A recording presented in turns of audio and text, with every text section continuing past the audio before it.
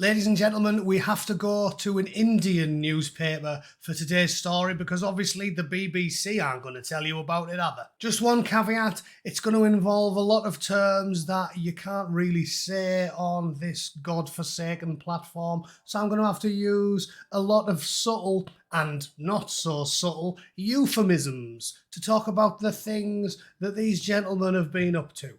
I'm sure you can figure out for yourself what terms like undercover bummer or surprise sex are alluding to, all right? Let's have a look. Germany.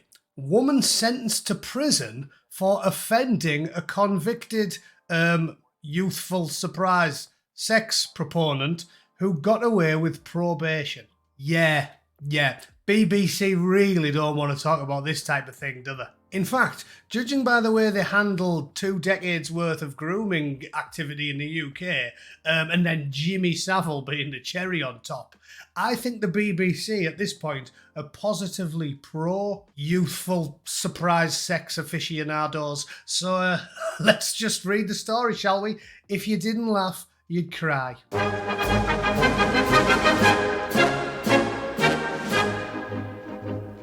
On Tuesday, the 18th of June, a woman was convicted by a court in Germany for offending a migrant who was involved in a savage gang attack on a minor.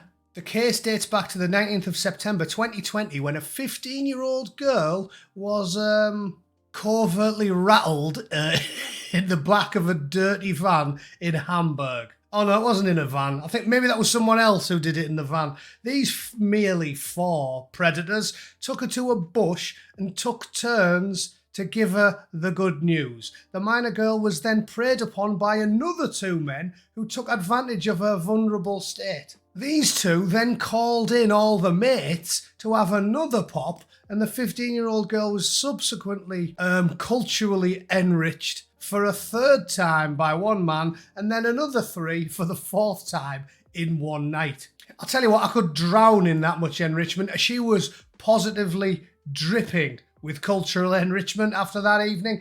It is unbelievable that a young lass can be attacked, and then when she's staggering away from the assault, bumps into another 2 blokes, and because they aren't, how can I put this delicately?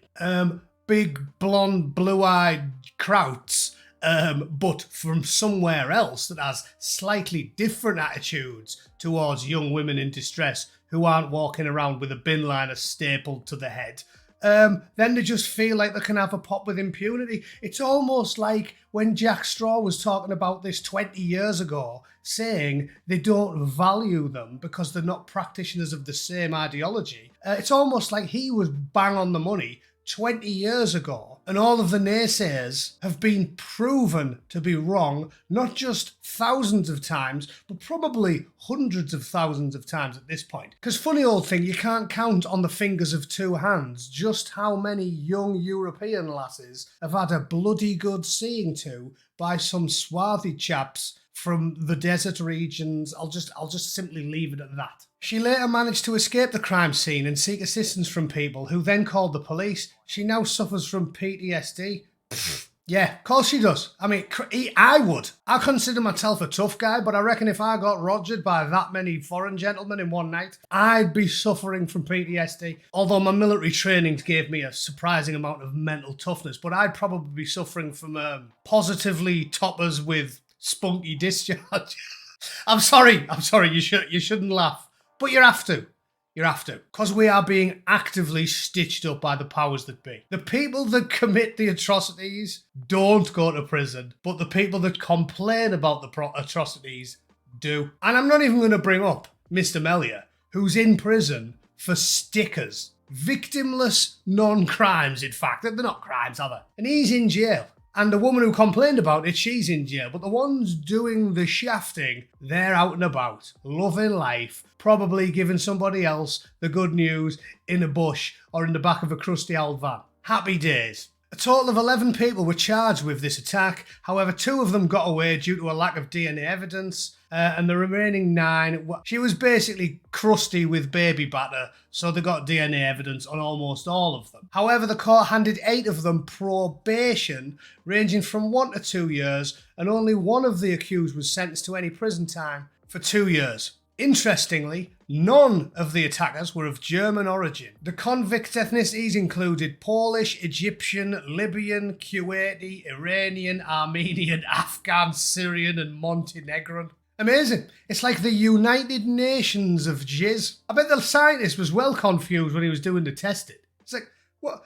We're bouncing all over the world here. That poor lass's knickers are now more well-travelled than Phileas Fogg's handkerchief. Following outrage over the brutal attack and the lenient nature of the sentencing, the phone number and identity of one of the attackers was leaked on Snapchat, and an angry 20-year-old woman dropped a message on his number and labelled him a dishonourable pig and a disgusting miscarriage. Aren't you ashamed when you look in the mirror, she texted the criminal. However, in a turn of events, the convict filed a complaint with the police, who then booked the 20-year-old woman for making harmful comments. And on Tuesday the 18th of June, a court found the woman guilty and sentenced her to a weekend in prison for offending the attacker who got away with probation.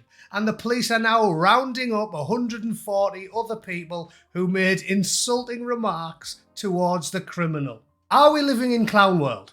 Has the world gone completely mental? Is this not the dictionary definition of a narco-tyranny that I've told you a lot about dozens of times, whereby the state lets off the brutal, savage attackers who should at least be in prison for 20 years for that type of thing? Let them off with probation, but lock you up for complaining about it when your daughter comes home with a minge like a gutted fireplace. Is this not the definition of insanity? Or perhaps you are a woke lefty and you're just going to play whataboutism and go, oh yes, but it doesn't matter because a bloke called Roger from Slough did this to someone as well. Did he? Did he ring all of his mates up and they all joined in because culturally they don't value women? Did that happen? Really? Please let me know your opinion in the comments, because I feel like I'm completely losing the plot here. Like, the law is an arse. So, that's my opinion. If you want to disagree and let me know how actually it's definitely not a problem that the United Nations of Sex Pest